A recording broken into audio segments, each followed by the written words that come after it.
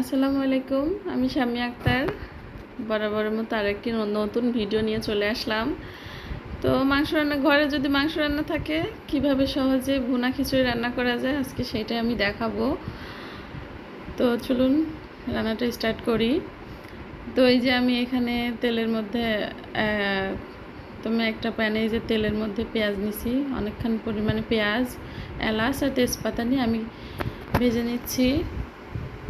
এর মধ্যে আমি দিয়ে দিব কিছু মশলা, আস্ত মশলা অ্যাড করে দিব। তো এই যে এলাচ দিয়েছি, তেজপাতা দিয়েছি, আর এখন দিয়ে দিলাম এটা লবঙ্গ বলে, লবঙ্গ দিলাম, আর এটা গোলমরিচ। এরপর দিব আমি এই যে এখানে দিলাম দারুচিনি দিয়ে এখন আমি ভালো করে ভেজে নিচ্ছি। আর এখন এই যে দিয়ে দেবো জয়ত্রী ফুল, সামান্য পরিমাণে জয়ত্রী ফুলটা দিলে খিচুড়ির সেন্ট অনেক সুন্দর আসবে। তো দিয়ে নাড়াচাড়া করে এখন আমি দিয়ে দিলাম আদা রসুন বাটা।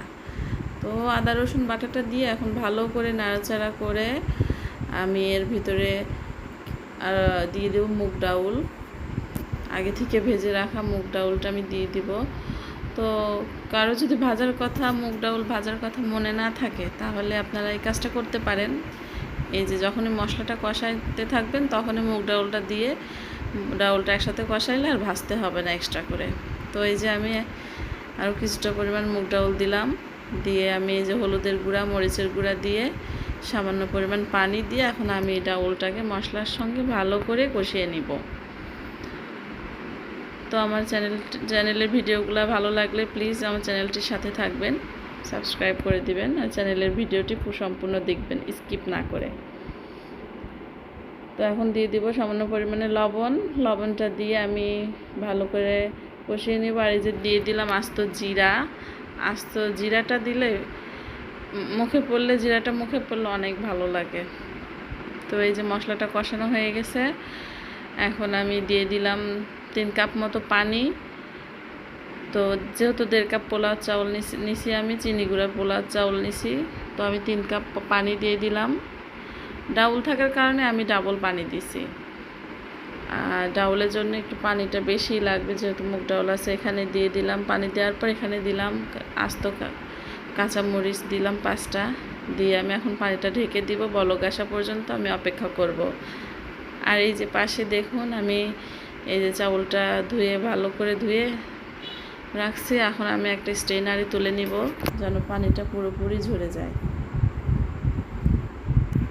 তো এই যে দেখুন স্ট্রেনারে তুলে নিছি। তো এইভাবে পানি ঝরিয়ে রাখলে, পানিতে আমি ভিজায় রাখি না কখনো, পানি ঝরিয়ে রাখলে ভাতটা অনেক ঝরঝরা আসে। তো এই যে পানিতে বলক উঠে আসছে, এখন আমি দিয়ে দিলাম চাউলটা দিয়ে আমি এখন ভালো করে নাড়াচাড়া করে আমি এটা ঢেকে দিব, বলক আসা পর্যন্ত অপেক্ষা করব।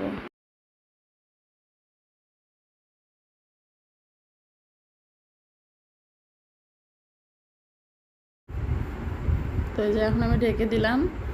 আর এই যে আমি মাংসটা রান্না করে রাখছিলাম, মাংসটা রান্না করছি, তারপরে আমি যে মাংসটা বাঁচছে এখন আমি এই মাংসটা দিয়ে আমি রান্না করবো। এই যে চাউলটা বলক উঠে আসছে, খিচুড়িটা এই যে প্রায় 80% সিদ্ধ হয়ে গেছে। এখন আমি এই যে রান্না করা মাংসটা ছড়িয়ে দিব, দেখেন ছড়িয়ে দিয়ে আমি তার উপরে ভাতটা আবার উপরে দিয়ে আমি ভালো করে ঢেকে দিয়ে দমে বসিয়ে রাখবো। এরই মাঝে আমি লবণটা চেক করে নিছি। তো এইভাবে চাইলে মুরগির মাংস হোক, গরু কিংবা খাসি, যে কোনো একটা রান্না করা থাকলে এভাবে খুব সহজে আপনারা ভুনা খিচুড়ি রান্না করে নিতে পারবেন। তো হালকা হালকা বৃষ্টি হয়েছে, এখন তো বৃষ্টির পরিমাণ কম, বৃষ্টি হয়েছে। আর আমি এই যেভাবে ভুনা খিচুড়িটা রান্না করে নিলাম, খেতে আলহামদুলিল্লাহ অনেক মজা হয়েছিল। এখন এই যে আমি প্রায় আধা ঘন্টা দমে রাখার পর আমি এই যে ঢাকনাটা তুলে আমি যে ভালো করে এখন নাড়াচাড়া করে দিচ্ছি। আমার হাজব্যান্ড তো ফার্স্টে বলছিল যে এটা কেমন হবে খাইতে, পরে যখন মুখে দিছে বলছে আলহামদুলিল্লাহ অনেক মজা হয়েছে, খাইতে অনেক মজা হয়েছে। তো এটা ফার্মের মুরগি দিয়ে করছে, আপনারা চাইলে গরু খাসি দিয়ে করতে পারেন। মাংস রান্না করা থাকলে খুব সহজেই আমার এই স্টাইলে আপনারা রান্না করতে পারবেন। তো ভিডিওটি ভালো লাগলে আমার চ্যানেলের পাশে থাকবেন। সবাই ভালো থাকবেন। আল্লাহ হাফেজ।